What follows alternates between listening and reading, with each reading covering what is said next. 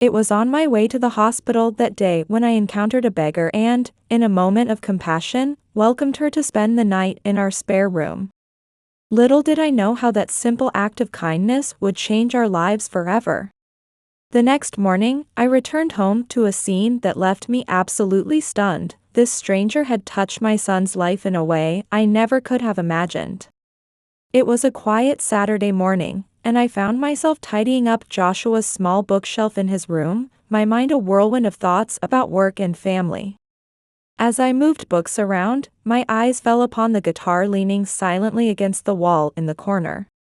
The wood still gleamed, its strings reflecting the weak afternoon light streaming through the window, and my heart clenched with a familiar ache. That guitar was one of the few things my late husband had left behind, a tangible reminder of the passionate musician he'd been. I could almost hear the echoes of his laughter and music that used to fill our home, now replaced by a deafening silence. Since his passing, that instrument had remained virtually untouched, a constant reminder of both joy and loss. As I stood there, lost in memories, I noticed Joshua approach the guitar. He ran his fingers over the strings, coaxing out a melancholy sound that seemed to echo the emotions swirling inside both of us. His soft voice broke the silence, asking me if I could teach him how to play. He reminded me how talented his father had been and expressed his desire to learn, to feel a connection to his dad. The longing in his voice was palpable, and it felt like a knife twisting in my heart. I couldn't help but sigh, feeling the weight of grief and my son's request pressing down on me. I tried to explain to him how demanding my work at the hospital was, with constant reports and extra shifts leaving me barely able to catch my breath. As I gently touched his shoulder, trying to soften the disappointment I knew I was causing, I saw the hurt in his eyes. Joshua's response cut deep, pointing out how I always said the same thing, how he felt I never made time for him. His voice carried a mixture of sadness and resentment that made my stomach churn with guilt. He just wanted to learn something his dad had loved, to feel like his father was still with us in some way. Each word from Joshua felt like an indictment of my failings as a mother, the guilt pressing down on my shoulders like a physical weight. I promised him I'd try to find time, that I'd make an effort, but even as the words left my mouth, I knew how difficult it would be to keep that promise.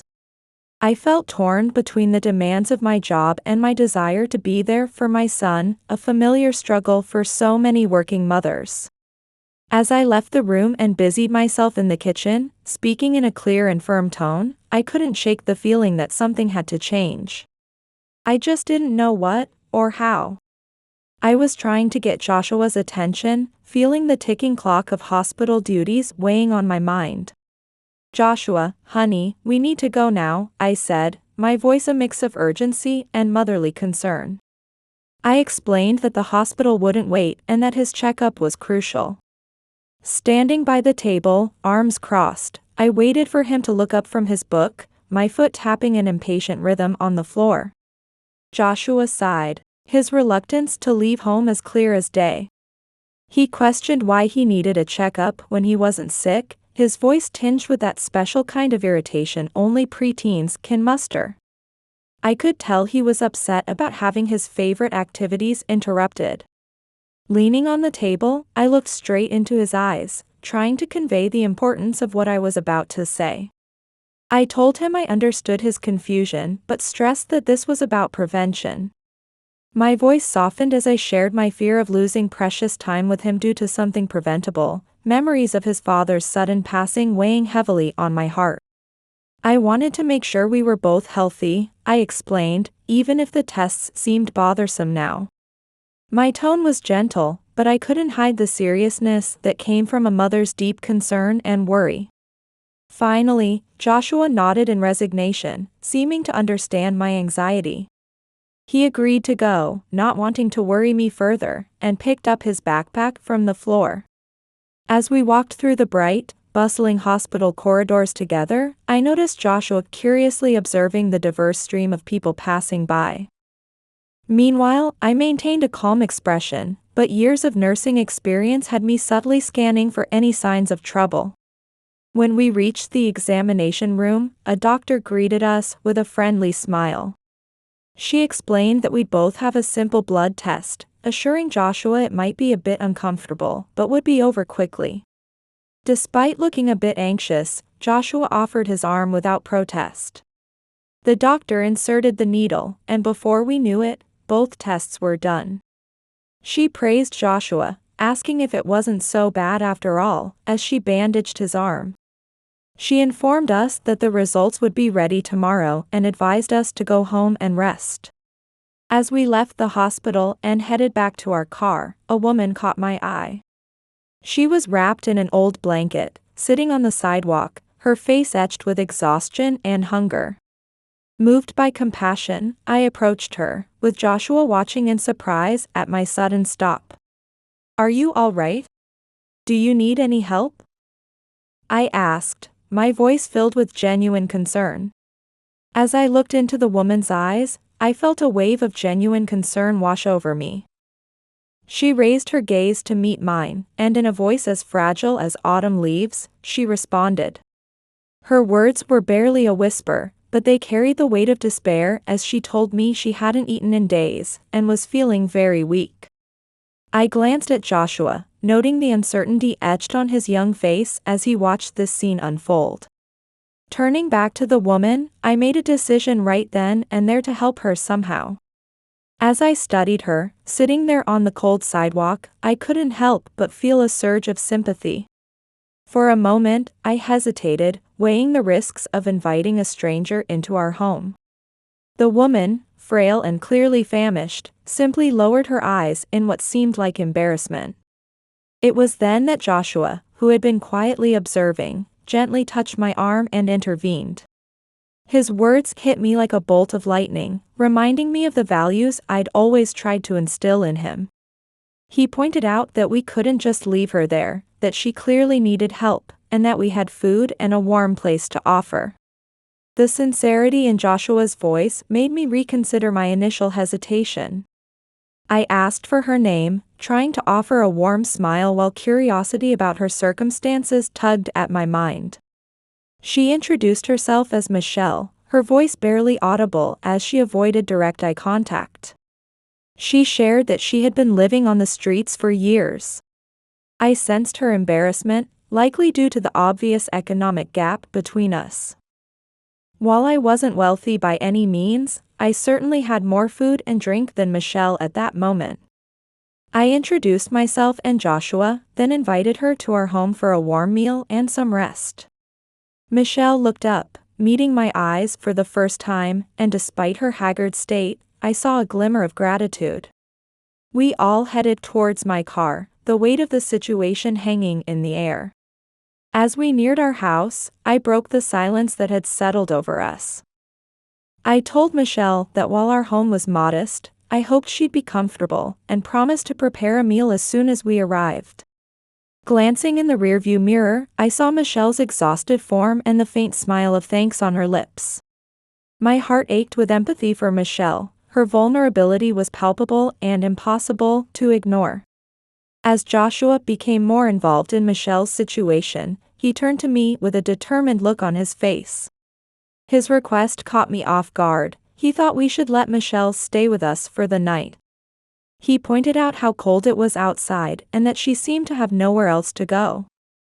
There was a seriousness in Joshua's voice that was unusual for his age, reflecting a maturity that surprised me. As a single mother, I knew the challenges of raising a child alone, but moments like these showed me that Joshua was growing into a compassionate and understanding young man. I paused for a moment, my thoughts racing as I weighed the risks and benefits of such a decision. We had never brought a stranger home before, and the idea made me hesitate. But seeing Joshua's hopeful expression and Michelle's desperate situation, my final decision was guided by a sense of human duty. I agreed, telling Joshua that Michelle could stay in his room for the night, and that he would sleep in my room while I made up a more comfortable makeshift bed for him. As Michelle overheard our conversation, I could see a mix of relief and discomfort on her face. She wasn't used to unconditional kindness, and my generosity seemed to touch her deeply. Her voice trembled with emotion as she expressed her gratitude, saying she hadn't experienced such kindness in a long time. The sincerity in her voice made it clear that this experience was bringing her an almost unbelievable comfort, and her gratitude was immeasurable. When we arrived home, I led the way to the kitchen and immediately started preparing a meal for Michelle. As the soup warmed on the stove, I tried to keep the conversation casual, hoping to make Michelle feel more at ease. I told her I hoped she'd like the vegetable soup, explaining that while it was simple, it was nutritious and warming. The aroma of food began to fill the kitchen, bringing back memories of countless family dinners from my own past. Michelle just nodded, seeming to absorb the warmth of the room and the smell of food that likely evoked memories from various times in her life. As the night wore on, Joshua helped prepare the room for Michelle. I watched him carefully arrange the blankets, clearly wanting Michelle to feel welcome. He explained to her, just as I had said, that she would be staying in his room for the night. His words of hope for her comfort showed me that he was acutely aware of Michelle's unease and was doing his best to minimize it. The empathy he showed filled me with a mixture of pride and hope for the son I was raising. The atmosphere in our home became a blend of caution and human warmth as we prepared to spend the night together as an unexpected, temporary family brought together by unforeseen circumstances. Michelle sat at the table while I ladled out the soup, the steam rising like a comforting embrace in the cool evening air. As I watched Michelle's eyes, I could see gratitude and relief clearly etched in them. For the first time in what must have been ages, she seemed to be relaxing, all thanks to the unexpected kindness of strangers. I was in the middle of cleaning up after dinner when my cell phone rang, shattering the evening's tranquility. A surge of urgency and anxiety washed over me as I answered the call. It was the doctor who had examined me earlier, his voice hurried and stressed. He told me I needed to come in immediately. There had been a serious accident and they were short-staffed. The weight of his words hit me like a ton of bricks, each syllable emphasizing the gravity of the situation. I glanced through the living room at Michelle and Joshua, who seemed to sense the sudden shift in atmosphere. Every fiber of my being wanted to refuse, to say I couldn't go. But I knew I couldn't ignore a call from the hospital. Thinking out loud, I voiced my hesitation. I explained that I really needed to go, but I was worried. Michelle was still a stranger, and I wasn't entirely comfortable leaving her alone with Joshua. I paced back and forth, each step a clear manifestation of my internal struggle. However, the call of duty as a doctor ultimately outweighed my personal concerns. I told Joshua and Michelle that I'd be back as soon as I could, urging them to be careful and look out for each other while I was gone.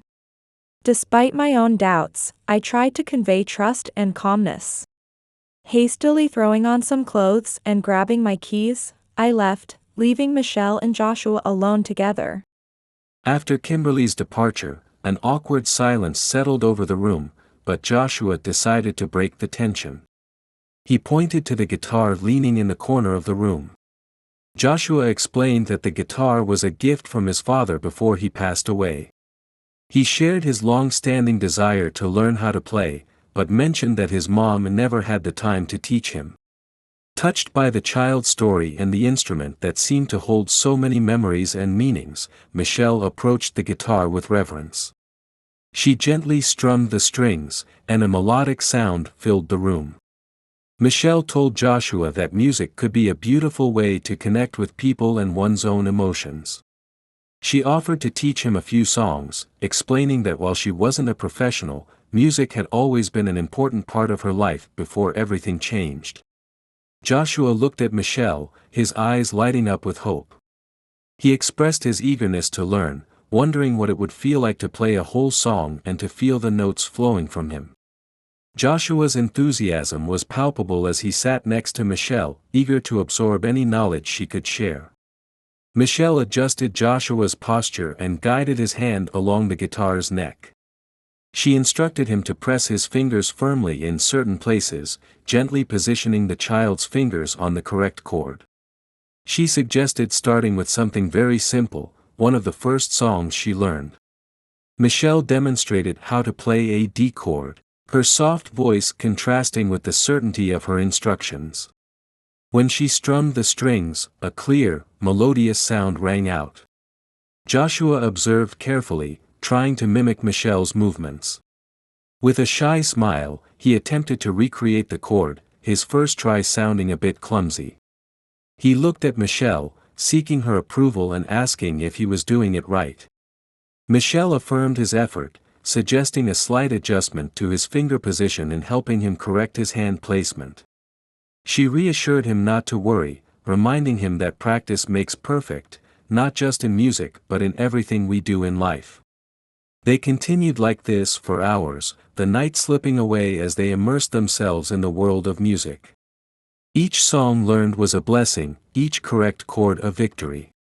Though tired, Joshua was excited by each new bit of knowledge Michelle shared. He exclaimed in disbelief, never having thought he could play a whole song. His voice was full of admiration and joy. After a long and exhausting night shift at the hospital, I found myself driving home under the pale morning sky. My thoughts were a turbulent mix of fatigue from the night's work and nagging worry about leaving Joshua at home with Michelle, a woman we barely knew. Although Michelle had seemed kind, my anxiety grew with every mile closer to home. What if something has happened? I thought, gripping the steering wheel tighter, my knuckles turning white. As I arrived, my hands trembled as I fumbled for my keys, a mix of caution and urgency in my movements as I opened the door. The house's silence was expected, but then, to my surprise, laughter echoed from Joshua's room. It was incredibly early, the sun had just begun its slow ascent into the sky. Joshua shouldn't have been awake at this hour, especially after staying up late. A wave of irritation washed over me. What on earth is going on here? I muttered, marching towards the room with determined steps. As I opened the door, I was confronted with an unexpected scene that left me momentarily speechless, frozen in place. Joshua was holding his guitar, with Michelle beside him, smiling as she taught him a tune. For a split second, I was moved by the beauty of the moment, but my worry and exhaustion quickly transformed that feeling into displeasure. I asked Joshua why he was up at this hour playing guitar, telling him it was too early to be making noise. Surprised and a bit defensive, Joshua quickly responded. His words cut deeper than he could have imagined, accusing me of never taking the time to teach him, of not making time for him or caring about him. I felt a mixture of sadness and anger wash over me, confused by my son's accusation and still wary of Michelle's presence. Michelle, sensing the rising tension, tried to intervene gently. She assured me they hadn't meant to cause any trouble, praising Joshua's talent and explaining they were just sharing a fun time together. Her voice was calm, trying to diffuse the situation before it escalated further, but filled with genuine concern. However, I was too stressed to fully absorb Michelle's words. I mumbled that I needed a moment and abruptly turned and left the room. As I walked towards the living room, my world began to spin. The accumulated fatigue and stress from the night shift at work, coupled with the tension at home, finally caught up with me. Unable to stand any longer, I felt myself losing consciousness and collapsed onto the cold living room floor. Michelle heard a noise and rushed out of the room, only to find Kimberly unconscious on the floor. She cried out, calling for Joshua's help and asking where the phone was. Her voice was filled with panic. Joshua acted quickly, grabbing the phone and handing it to Michelle. She called for an ambulance, giving the address as 557 Maple Street and emphasizing the urgency of the situation. While Michelle maintained a calm exterior while talking to the operator, she was deeply concerned about Kimberly and the family that had so generously taken her in. Her time living on the streets had taught Michelle to quickly memorize addresses and landmarks, which came in handy when giving directions to the emergency services. The quiet morning was soon shattered by the flashing lights of the ambulance as paramedics rushed to Kimberly's aid. Joshua watched everything unfold, overwhelmed with panic and tears, his chest heavy with emotion. Michelle stood beside him, gently placing a hand on his shoulder in an attempt to comfort him. She reassured Joshua, telling him everything would be all right and that they would go to the hospital to be with Kimberly. As Kimberly was being loaded onto the stretcher, Michelle quickly spoke with the paramedics, explaining that she and Joshua were Kimberly's only family. Although not actually related by blood, Michelle thought this might help them get information. This quick thinking allowed Michelle and Joshua to ride along in the ambulance. Joshua held his mother's hand tightly, tears streaming down his face, until she was loaded into the vehicle. The sense of urgency didn't diminish upon arrival at the hospital. Kimberly was immediately taken to the emergency room, while Michelle and Joshua were directed to the waiting area. After a while, a doctor approached them with the results of yesterday's blood tests. The doctor assured Joshua that his tests showed no issues, but Kimberly's results were concerning. With a grave expression, the doctor explained that Kimberly had a serious tumor that was quite advanced. He stressed the need for immediate hospitalization and treatment. These words were a shock to Joshua, who could barely process what he was hearing. Michelle hugged him close, whispering words of comfort. They were then led to the window of Kimberly's hospital room, where they could only see her through the glass. Although Kimberly looked pale and obviously weakened, she still managed to smile and wave at them. As night fell, a doctor approached Michelle, assuming she was a relative of Kimberly's. He explained that due to hospital visitation and intensive care policies, they couldn't stay any longer. The doctor advised them to get some rest and return tomorrow, his tone unusually gentle for the typically tense hospital environment. As they walked home, Joshua remained silent, lost in thoughts and worries about the future. Michelle cast concerned glances his way but said nothing. At home, Michelle prepared some food, but Joshua barely touched it. Michelle didn't force him to eat. Instead of dwelling on the boy's pain, Michelle led him back to the room with the guitar. She told Joshua that his mom was strong and loved him very much. She suggested using music to stay connected with her, reminding him they were in this together. Michelle then began to softly play the melody she had taught Joshua.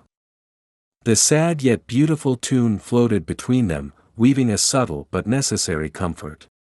Despite his overwhelming sadness, Joshua found in the music a bridge to happy memories with his mother. The next morning, as soft light filtered through the curtains, Joshua and Michelle shared a quiet breakfast, each lost in thoughts of Kimberly. Joshua, with determination, told Michelle he wanted to do something nice for his mom when she got better. He suggested learning a new song to play for her. His eyes lit up at the idea, a glimmer of hope piercing through his worry. Michelle, touched by Joshua's enthusiasm, smiled and agreed. She mentioned having a very special song, one she used to play to find strength. She explained it reminded her that even when life seems tough, you can always play a hopeful melody. Michelle picked up the guitar, sat next to Joshua, and began teaching him the chords and melody. Joshua carefully followed Michelle's instructions, watching her fingers and gently plucking the guitar strings. As time passed, he began to grasp the essence of the music, its melancholic yet hopeful sound filling the room. Joshua expressed how beautiful the song was and felt it would help them. He continued practicing until he could naturally play the chord progression. In the evening, the silence was broken by a ringing phone. Michelle answered, and her expression brightened. The doctor on the other end informed them that they had removed the tumor causing the problem and were now checking if that was all. Joshua and Michelle exchanged looks of relief and joy, their tension transforming into overwhelming emotion. They carefully put the guitar back in its case and set out for the hospital.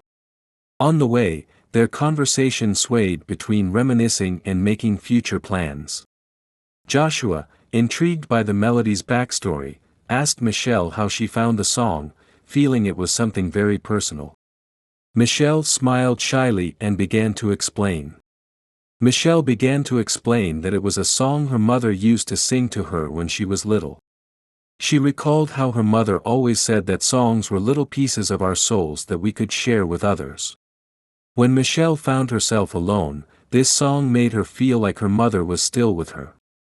Joshua listened intently to Michelle's words, adding even more meaning to the song. It had now become part of his own journey too. He thought to himself that this was something for both of them, and he would share it with his mom. It felt like they were weaving a new history together. When they arrived at the hospital, the sun was setting, bathing the building in a golden hue. A smiling doctor greeted them and led them down the hallway to Kimberly's room. The room was more comfortable than the glass-walled ICU, with other patients also recovering, but Joshua and Michelle's eyes were fixed solely on Kimberly. They paused outside Kimberly's room. Joshua adjusted his guitar, feeling the weight of emotion with each breath.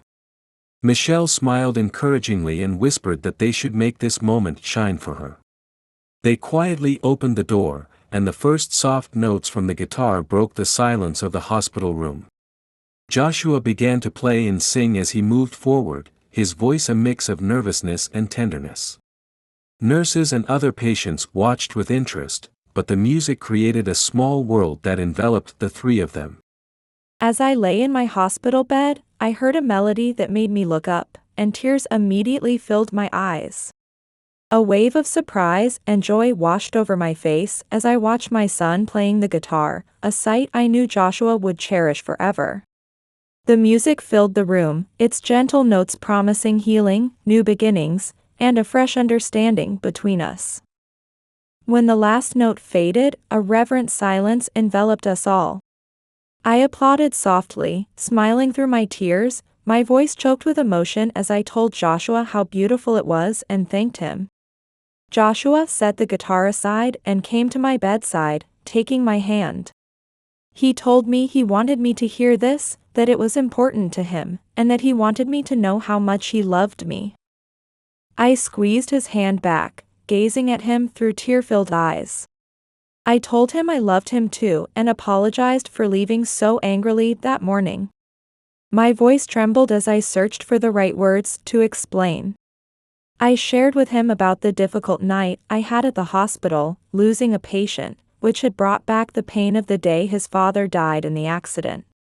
I confessed that I couldn't save him and how that feeling of helplessness still haunted me. Joshua gripped my hand tightly and said he understood. He apologized for what he had said earlier, admitting he had been angry too. He assured me he knew how hard I worked and that I was an amazing mom, even though I was always busy. He simply missed me sometimes. We shared that moment, both of us raw with emotion and newfound understanding. I noticed an older man sitting by a nearby bed, watching us intently. He was visiting his ill wife, who was sleeping quietly beside him.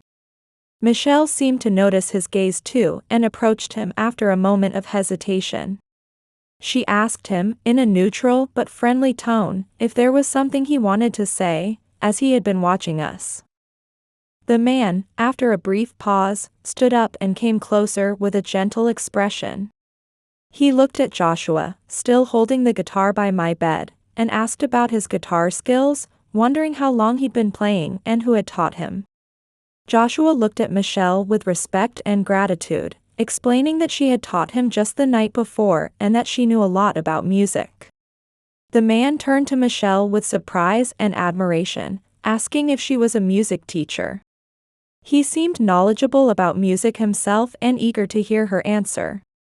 Michelle shook her head and replied with a modest smile that she wasn't officially a teacher, but she had always loved teaching. I watched as Michelle hesitated before continuing, noticing the man was fully engrossed in her story. She shared how she had left home at a young age, dreaming of becoming a musician and spreading her passion for music around the world. Life hadn't gone as planned though, and she ended up living on the streets. Yet, through it all, music had remained her constant companion, even in the toughest times. The man, who introduced himself as Larry, listened intently, his eyes betraying how deeply her words affected him. After a moment's reflection, he revealed he owned a music school in town and offered Michelle an interview for a teaching position. I could see Michelle was clearly taken aback, her hands trembling slightly. She looked at Joshua and me, seemingly seeking some sort of confirmation or support. Noticing her hesitation, I couldn't help but offer an encouraging smile. I urged her not to hesitate, telling her this was the chance she'd been waiting for. I reminded her how much she'd helped Joshua and that it was her turn to do what she loved again. Michelle, still stunned by this sudden turn of events, finally found her voice and accepted the offer gratefully. Her eyes shone not just with unshed tears, but with renewed hope. She seemed like a completely different person from the one we'd met on the street just days ago. Larry nodded, satisfied, and suggested setting up the interview for Monday the following week. Michelle agreed, her voice filled with determination to do her best if hired. As she turned to Joshua and me with a look of gratitude, I felt a warmth spread through my chest seeing her supported by our smiles and encouragement. The conversation brought a new light to the hospital room, transforming the worried atmosphere into one of blessing and new possibilities. A few days later, I was discharged from the hospital, everything going smoothly. After the tumor removal, my health had stabilized. Michelle continued to stay at our home, and my health improved significantly. Our friendship deepened, and Michelle began to feel like a part of the family. However, as she prepared for her interview at Larry's music school, I could sense her inner turmoil and anxiety. Michelle dressed in modest but clean and tidy clothes, while Joshua and I supported her with smiles and words of encouragement. On Monday morning, Michelle headed to the music school, her heart a mix of anxiety and hope. She rehearsed what she would say, pondered how to demonstrate her guitar skills, and reflected on what music meant to her. Upon arrival, she was greeted by Angela, a middle-aged woman who was the school's coordinator, who led her to a small office. Angela, with a solemn expression, apologized and delivered sad news: Larry couldn't meet Michelle that day. His wife had passed away in the hospital the night before, leaving him deeply grieving and uncertain when he'd return to regular activities or hiring interviews. Michelle felt a pang in her heart at this news, genuinely saddened for Larry. She remembered their brief encounter at the hospital and how moved he'd been by her music with Joshua. Michelle expressed her condolences, asking Angela to convey her sympathy to Larry. Touched by Michelle's thoughtfulness, Angela nodded and continued.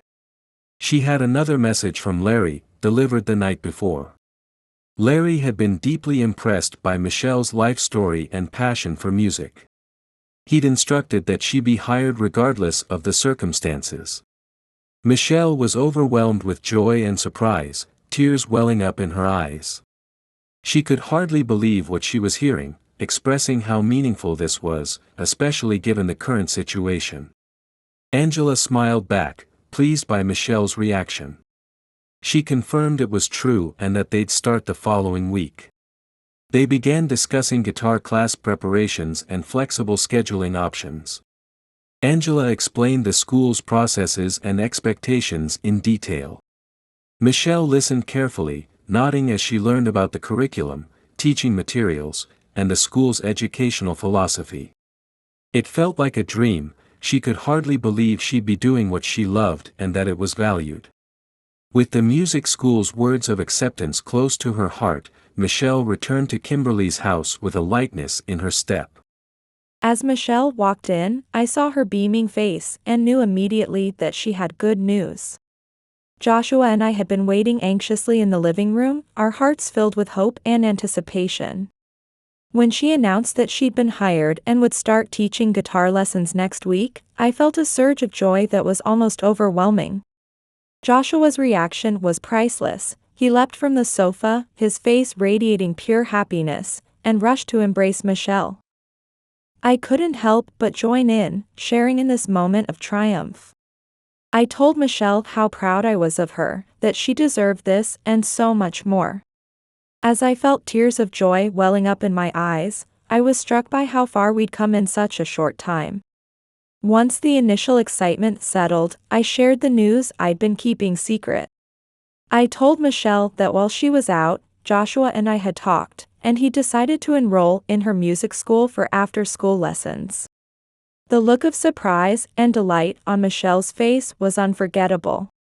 She expressed her excitement about being Joshua's teacher and how she looked forward to seeing him every week in a formal class setting. Her confidence in Joshua's talent warmed my heart. Joshua, still buzzing with excitement, added that he couldn't wait to learn more music with Michelle. The living room was filled with a warm, hopeful atmosphere, our laughter and conversation brimming with expectations for the future. Later, when Joshua went to get a snack, Michelle and I continued our conversation. I could sense a hint of hesitation in her voice as she broached the subject of her living situation. She expressed her desire to start looking for her own place, somewhere she could afford the rent. While she was grateful for everything we'd done for her, she felt it was time to start building her own life. I understood her need for independence, and I assured her of my full support. However, I couldn't help but feel a twinge of sadness at the thought of her leaving. I told her there was no need to rush, that she was welcome to stay as long as she needed. After a moment's pause, I even suggested that she could stay with us longer, at least until she was settled. I admitted that I'd be happy to have her close by. Michelle's smile was touched and a little conflicted. She expressed her love for us and our home, but reiterated her need to reclaim what life had taken from her. She promised to look for a place nearby, not wanting to go far. As she spoke of her plans, I could see the mix of determination and excitement in her eyes for this new chapter in her life. The day of Michelle's first day at work finally arrived. As she stepped into the music school, she felt like she was entering a whole new world. It was a place where her passion for music could finally bloom. Angela, the coordinator, greeted her with a warm smile and led her through the lively school hallways, introducing her to other staff and students who had already arrived. Angela pointed out how eager the students were and how much they were looking forward to learning from Michelle. She handed Michelle some sheet music and teaching materials. Although still nervous, Michelle gradually began to feel like part of a community that truly valued music. Her first class began with a brief self-introduction. Michelle shared a bit about her journey with music, telling the students that music had been there for her through good times and bad, and she hoped it would be the same for them. The students listened intently as she spoke. As she taught the first chords, Michelle's confidence grew with each correct note that filled the classroom. The curious expressions and enthusiasm of the students reinforced her belief that she was on the right path. Later that day, while Michelle was adjusting instruments in the music room, Larry walked in. Though his face showed signs of loss, there was a new sense of purpose in his eyes. He explained that he didn't want to leave Michelle alone on her first day and wanted to see how she was adapting. Surprised by Larry's presence, Michelle responded with deep sympathy and understanding for his difficult situation. Larry smiled sadly, remembering their brief encounter at the hospital. He thanked Michelle but explained that he wasn't there just for her. The children who attended the school had dreams of learning music, and they needed passionate and talented teachers like her. This was his way of coping with his loss, feeling it was better to be doing something good than sitting at home doing nothing. Michelle felt a wave of gratitude and responsibility. She promised Larry she would do her best, recognizing how thoughtful he was to support not just her, but everyone. As Larry joined the class to watch the end of the lesson, Joshua peeked in with a smile, jokingly calling her Ms. Michelle. He asked how her first class went, sure that everyone already loved her. Michelle laughed and invited Joshua in, saying things were going even better than expected thanks to everyone's support. She expressed how Joshua's presence made her feel even more at home. As the day full of new experiences and learning came to an end, Michelle felt a mix of exhaustion and satisfaction. She had spent hours immersed in chords and melodies, teaching young students the beauty of music while rediscovering it herself. After class, she walked home with Joshua, who had come to see her. As the soft light of dusk enveloped the town, Michelle had a quiet moment to reflect on her first day as a teacher. I was preparing dinner when Michelle came home that evening. I could sense her nervousness as she apologized for not finding a place to live yet, her words heavy with guilt. My heart went out to her, and I immediately stopped what I was doing to face her. I reassured her that she wasn't a burden at all, that she was family now and could stay as long as she needed. As I spoke, I could hear the sincerity and affection in my own voice, surprising even myself with the depth of feeling I had for this woman who had so recently entered our lives. I watched as tears began to well up in Michelle's eyes. She was clearly touched by my generosity, but I could see the conflict in her expression. She insisted that Joshua and I had already done so much for her, and that she needed to find her own place.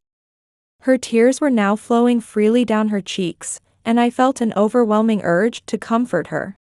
I moved closer, putting my arm around her shoulders.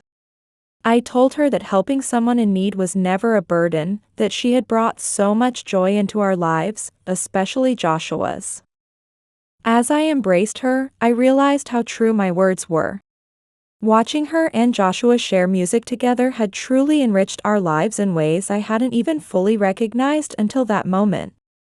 Just then, Joshua walked into the kitchen and stopped, taking in the emotional scene before him. His words, so mature for his age, touched my heart. He told Michelle that she had taught us more than just music, she had shown us the meaning of courage and perseverance. The warmth of our family hug in that kitchen was a testament to the strong bond that had formed between Michelle, Joshua, and me. After our heartfelt conversation, Michelle finally agreed to stay with us permanently. Her tearful smile of acceptance filled me with relief and happiness. I couldn't help but grin, telling her how wonderful it was that we'd be together longer. I suggested we celebrate with many more dinners and musical evenings together. Joshua nodded in agreement, clearly thrilled at the prospect of Michelle being a constant in his life. That night became a celebration, filled with laughter and plans for the future as we shared the meal I had prepared. The months that followed were a joyful period of adjustment as Michelle settled comfortably into our home life. She brought with her a new wave of music and learning, and her relationship with Joshua blossomed, especially centered around their music lessons. As I watched them prepare for the upcoming Mother's Day recital, I felt a sense of completeness I hadn't known I was missing. The day of the Mother's Day recital at Michelle's music school finally arrived, and I could feel my heart pounding with excitement and anticipation. I couldn't wait to see Joshua perform, my mind racing with a mix of pride and nervousness. The school was beautifully decorated with balloons and banners, and rows of chairs were set up in front of the stage where the children would perform. As I watched Michelle helping with the final preparations, ensuring everything was perfect, I could see the pride in her eyes for her students, especially Joshua. As parents began to take their seats, I felt my anxiety slowly transform into exhilaration. When the lights dimmed and the curtain rose, the first notes of guitar music filled the air, and I held my breath. There was Joshua, standing center stage, his face a picture of concentration and confidence. I couldn't help but think how much of this was due to Michelle's support and guidance. The piece they had chosen was a gentle, beautiful classic about gratitude and unconditional love, and it touched my heart deeply. I watched Michelle gently guiding her students, her eyes watchful of their every move and expression. As Joshua played each note, I felt tears welling up in my eyes. It was a powerful reminder of the journey we had taken together, and how integral Michelle had become to our lives. The applause after the performance was warm and prolonged, and I felt a surge of pride as Michelle took the stage with Joshua and the other students for their final bow. I was overwhelmed with gratitude for our life now, filled with music and love. As families began to disperse after the event, I approached Michelle and hugged her tightly. My voice choked with emotion as I told her how she had changed our lives, not just by teaching music, but by bringing a new light into our home. Michelle simply smiled through her tears, and I could see she felt she had found not just a home, but a family who cherished her. As time passed, our lives, Michelle's, Joshua's, and mine, flourished as a harmonious family supported by music and love. Michelle became not only a respected teacher at the music school but also a second mother to Joshua, who grew tremendously under her guidance and my constant love. Together, we celebrated every success and overcame every challenge, certain that music and love were the true bonds that held us together.